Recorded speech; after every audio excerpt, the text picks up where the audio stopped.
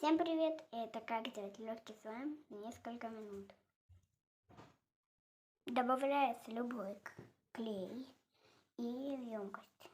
Дальше перемешиваем наш клей и добавляем моющее.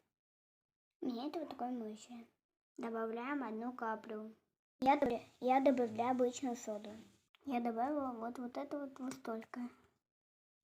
На это время хватит. И перемешиваем.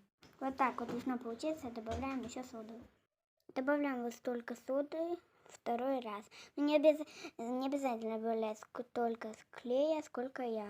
Добавлять сколько вам надо. И перемешиваем, пока не будет такой слаймик.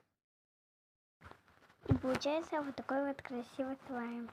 Всем пока, мы очень. Всем пока. На сегодня все. И не пропускайте новые ролики. Не забывайте